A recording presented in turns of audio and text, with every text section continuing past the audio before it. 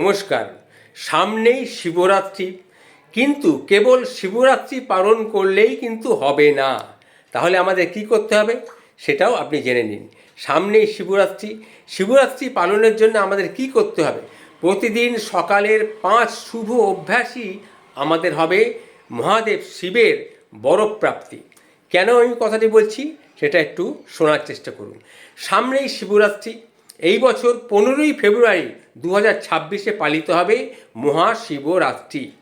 বহু শিবের ভক্ত এই দিন উপবাস রেখে শিবের মাথায়, ভগবান শিবের মাথায় জল ঢালবেন। তবে তিনি কেবল একদিন তার উপাসনা করলেই যে শিবের কৃপালাভ হবে তা কিন্তু নয়। বিশেষ কয়েকটি সহজ কাজ রয়েছে, তা যদি প্রতিদিন সকালে করা যায় তাহলে মহাদেব খুশি হন।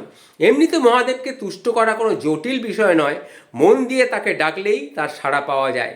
শিবের কৃপালাভের উদ্দেশ্যে প্রতিদিন সকালেই যে যে কাজগুলি আপনাকে করতে হবে সেগুলি জেনে নেওয়া আপনার অত্যন্ত প্রয়োজন। সেগুলি জেনে নিন। প্রথমে কি করতে হবে না, ভোরবেলা ঘুম থেকে আপনাকে উঠতে হবে। শাস্ত্রে বলে বেলা পর্যন্ত ঘুমোলে ভাগ্য ঘুমিয়ে থাকে, একথা মিথ্যে নয়। সেই সঙ্গে রুষ্ট হন মহাদেব, তাই বেলা হওয়ার সঙ্গে সঙ্গে সূর্য ওঠার সঙ্গে সঙ্গে বিছানা ছাড়তে হবে। প্রতিদিন ভোরবেলা যত তাড়াতাড়ি সম্ভব ঘুম থেকে উঠে পড়তে হবে।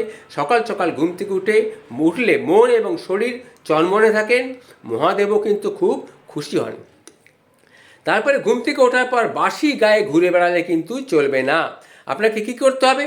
আপনাকে সেই হাত মুখ ধুয়ে আপনাকে সূর্যদেবকে প্রণাম করতে হবে। তার সূর্যের উদ্দেশ্যে জল নিবেদন করবেন। সূর্যদেবকে জল নিবেদন করলে মহাদেব খুশি হন।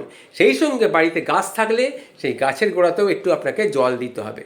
তারপরে আপনাকে প্রতিদিনের জীবনযাত্রায় 10 মিনিট হলেও ধ্যান কিন্তু করা উচিত।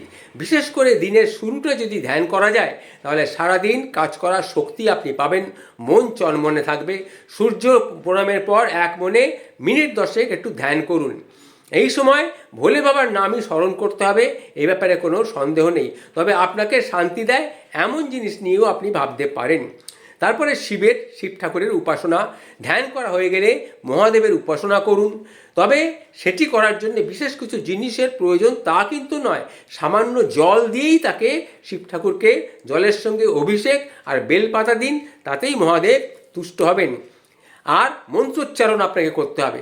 শিবের উপাসনা শেষে ওং নমো শিবায় এই মন্ত্রটি 3 বার উচ্চারণ করুন, তাহলেই আপনার মনস্কামনা পূর্ণ হবে।